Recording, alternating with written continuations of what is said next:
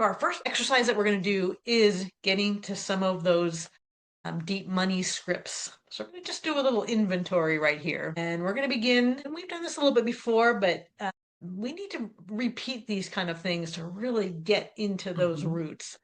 And so we're going to begin by identifying the field belief you grew up inside of. So again, as usual with our exercises, if you can have a journal or a piece of paper, and pause the video if you need to, so that if you need more time to do this work. But we're going to start, and I want you to write a sentence at the top of the page. The money messages I grew up with were, and then I want you to just we're going to take 30 seconds here and just write without editing. The money messages I grew up with were, and I just want you to write phrases, tones, family rules, judgments, fears, tensions, repeated messages. And now we're going to go one layer deeper and answer these questions. What felt unsafe? What got praised around money? What got judged around money? But from what you've written down, just circle the line that feels still emotionally active in you right now. And then place one hand over your heart and just repeat after me. I am open and willing to see what I learned. I am open and willing to see what I learned.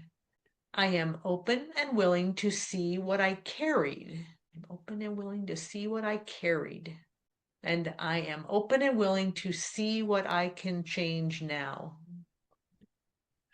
I'm open and willing to see what I can change now. Take a deep breath. Ooh, wow. All right, Jennifer. We started with so what did you notice? Well, the thing the belief was there's not enough because I used to watch my mom sit at the kitchen table, and I think I've said this before in season one, is as she's has the bills scattered that she would cry at the table trying to figure out who to pay and Right. how to save money enough for groceries for at that time six kids were home. My two oldest brothers were already out of the house, but and when we got to the part, I'm going to go down go one layer deeper. What felt unsafe? It was like, whoo, that felt like, Right. how are we going to pay the mortgage? And if we can't pay the mortgage, I mean, I didn't say mortgage in my little girl brain, but I mean, I was a little girl when this happened. Where are we going to live? Mm-hmm. If we can't pay everything, where we're going to get kicked out, where are we going to live? It's the And then, meanings that all flow in. yeah, Mm-hmm. yeah. So it was very unsafe. Money was very unsafe. And when we got to, I'm reading the line, I am open and willing to see what I carried. It was this huge burden, huge, it was literally a bag, like a brown burlap sack that I felt in my chest. That was my mother's. It was her burden that I was carrying. Because I'm an Mm, empath. I am, and when I was a little girl, I didn't know that. So right. I just naturally took on her pain because I didn't want my mom to feel that way. So yeah, I was like, oh, okay. I'm open and willing to see what I can change now. And my mom's been in spirit for since 2009. So it was like, okay, I don't need to carry her burden anymore. It's not Mm, her burden anymore. She's already released that. yeah. So I was like, and honestly, I did not expect this exercise to be so powerful Right. And I feel because like I it just was want to add one it's, more piece mhm. is if you're sitting with that, or anyone, that's watching this, if they're sitting with that still heaviness, I want you to give yourself permission right now. If the statement didn't do it, but then I want you to do this. Give yourself permission to take that, what you're carrying, wherever you noticed it in your body, lift it out from your body, Mm. and just put it into the dirt, Mother Earth, to be composted. Oh, good idea. You don't need to carry it anymore. Mm-mm. doesn't need to even be processed in any way. So the earth Yeah. is our composting agent. So put it into the earth, Let it go. let it go. Yeah, my chest feels so much lighter. So I was Yes. not, I was like, I was a little cranky this morning. Got a lot going on. And now I'm like, oh, I can smile. Yay. Yeah, Yay. that felt good. That felt good. Awesome.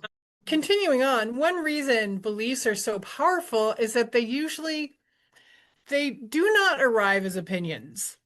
Because if you, a lot of Yeah. people can go say to themselves, well, that's your opinion, not mine. But Mhm. they arrive in your subconscious as a lived reality, which was an example of what happened with my mother.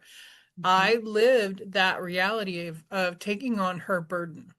And if a child watch, watches your mother panic about bills, what's your belief systems that are being created?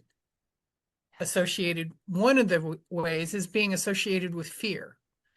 For me, it was fear of not having a place to live, not having enough food.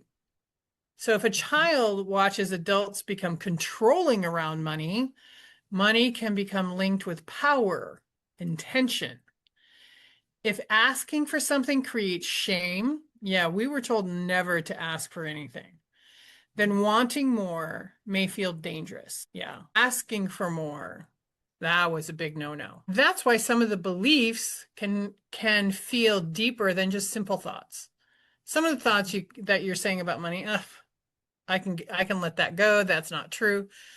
But we're talking about the embodied conclusions, what's in your body, what your body learns, because your nervous system continually rehearses them over and over and over again. And then your identity becomes organized around them. So, this is also why two people can react to money in opposite ways while carrying the same root fear. Two people can have two different reactions to the same fear. One person can avoid money completely, and another monitors it obsessively. Fear. Yeah. One Another. overspends when stressed. My sister, one of my sisters does that. Another clamps down. Another one of my sisters does that and becomes hyper restrictive. Ooh, that hits home. And one, like for me, I undercharged for my services for a very long time.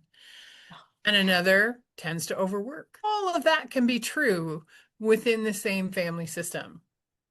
On the surface, these look different, but underneath, both may be trying to protect something, protect against whatever belief system is in there, whatever that root cause is. Yeah.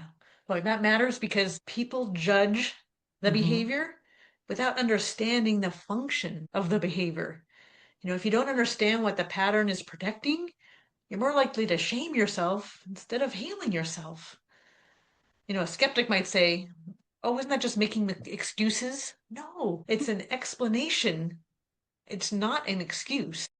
It's kind of a map. And if you do not understand the root, you'll keep trying to fix the symptom while the core belief stays intact. So the truth is, if a belief can feel true simply because it was repeated, reinforced, emotionally charged, that doesn't make it the ultimate truth. It makes it Mm-hmm. a familiar truth, and a familiar truth can be updated.